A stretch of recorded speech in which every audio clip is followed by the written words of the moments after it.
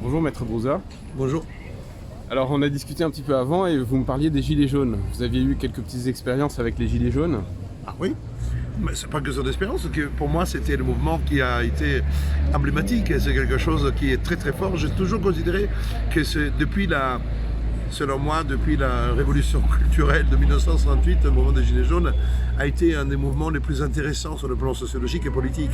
Moi-même, j'y ai participé, je disais que j'ai défilé, je me rappelle, c'était la 4e manifestation aux Champs-Élysées, j'avais ma robe d'avocat, j'avais mis un gilet jaune sur la robe d'avocat, et c'était magnifique parce que j'avais marché depuis Trocadéro avec des gens qui venaient de partout, il y avait des familles, des enfants, et j'ai témoigne de ce que j'ai vécu parce que c'était une manifestation pacifique, on descendait les Champs-Élysées et j'ai failli me faire,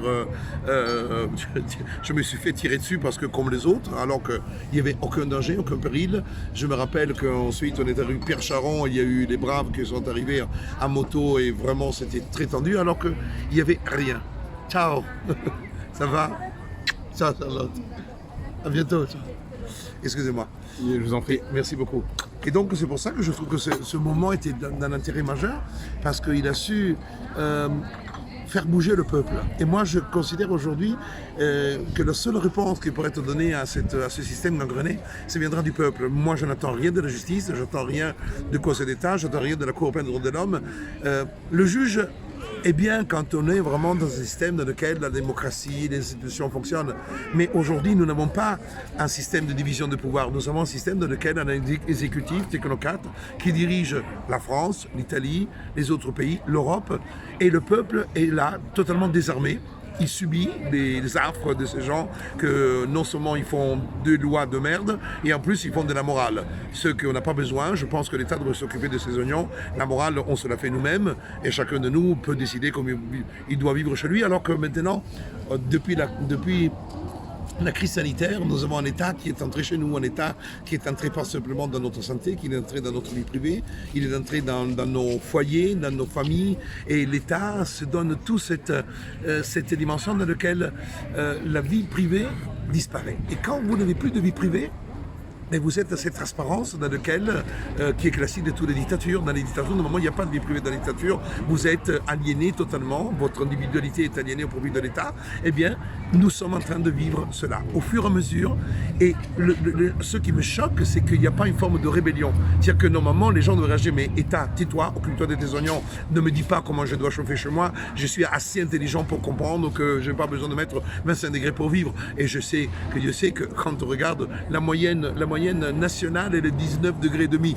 Alors je pense que la moyenne nationale est de 19 degrés et demi parce que ceux qui sont très riches chauffent bien au-delà de 19. Mais les pauvres, j'en connais pas beaucoup de pauvres qui chauffent leur maison à 21 degrés, parce que beaucoup de pauvres que je connais, ou des familles modestes qui mettent des pulls effectivement chez eux, mais ils n'ont pas attendu la crise énergétique, ils le font depuis des années parce qu'ils n'ont même pas le fric pour aller manger convenablement. Alors quand tu n'as pas d'argent pour manger convenablement, tu n'as pas d'argent pour te chauffer convenablement.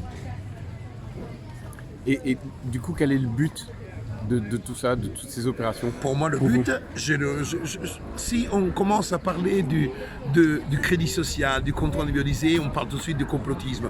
Alors que pour moi, ce n'est pas du complotisme, parce qu'effectivement, la mondialisation, pour beaucoup de gens, croyaient que c'était un magnifique havre de liberté. Alors qu'effectivement, on a vu que plus la mondialisation s'instaure, et plus le besoin de contrôler individuellement les gens, parce que ces flux de mouvements font que les États ont besoin de savoir qui fait quoi. Et du fait qu'effectivement, on n'a plus de frontières en tant que telles. Avant, le système était enfermé. On avait un État avec des frontières dans lesquelles il y avait un système de contrôle qui se faisait par un système de renseignement territorial. Mais aujourd'hui, on ne peut plus mettre un gendarme, dirait chacun. Donc, on a besoin effectivement de trouver le moyen pour que chacun puisse être contrôlé. Alors, on a le crédit social, on aura peut-être des crédits écologiques, on a des crédits. Donc le but, c'est pour passer au tout numérique? Mais bien sûr. Mais le tout numérique, il est déjà, quand vous prenez le mécanisme qui a été mis en place avec la crise sanitaire, ça a été la codification de l'être humain. Le QR code est devenu le symbole de l'existence humaine. Le QR code est devenu le symbole de l'identité de la personne. On n'est plus en train de regarder une identité, on regarde un QR code qui doit contenir le maximum d'informations. Et le QR code était le test grandeur nature de l'individualisation, parce que le QR code n'est pas une puce sur un port. Le QR code est un mécanisme de l'éthique. Et prenez garde, il y a quelque chose que les gens n'ont pas mesuré assez. Quand on dit si tu ne fais pas ta vaccination supplémentaire, on va te déconnecter. Le mot déconnecté, ça veut dire que la personne était déconnectée de quoi? De sa vie sociale, déconnectée de toute la capacité de pouvoir vivre, de pouvoir agir, de pouvoir voyager.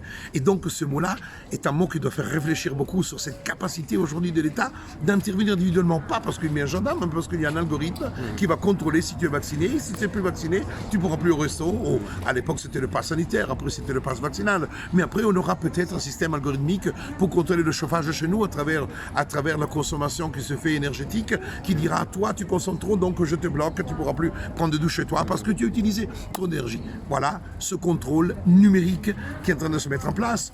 La 5G, c'est du complotisme si on ose la critiquer, mais c'est la machine de guerre qui permettra effectivement d'avoir tout système de contrôle. Aujourd'hui, on sait déjà que beaucoup de choses sont contrôlées directement par système d'information, sans avoir besoin que les gens remplissent quelconque formulaire.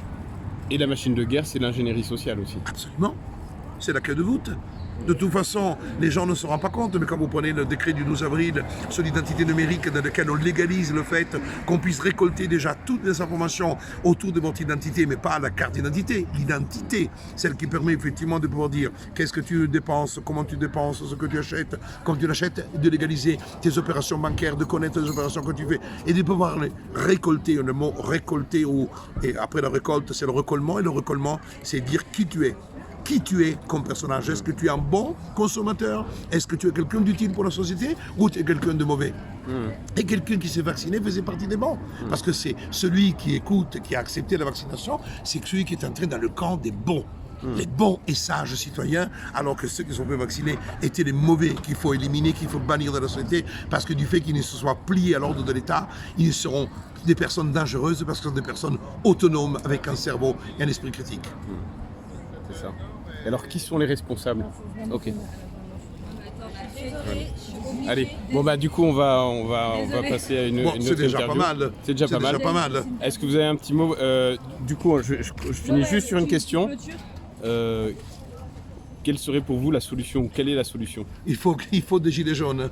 Il faut un mouvement de 2 millions de personnes. Il faut des mouvements. Je n'appelle pas à une guerre, je n'appelle pas à une révolution. J'appelle au fait que le peuple puisse descendre dans la rue et dire à cette entité qu'on appelle l'État, à ces gens qui gouvernent, ces technocrates, vous n'êtes rien.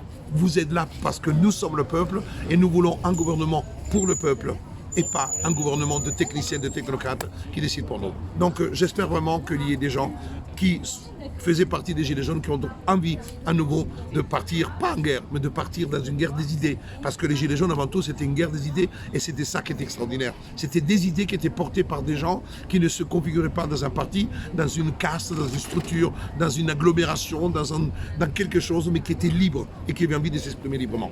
Absolument. Vive la liberté. Merci beaucoup. Merci à vous.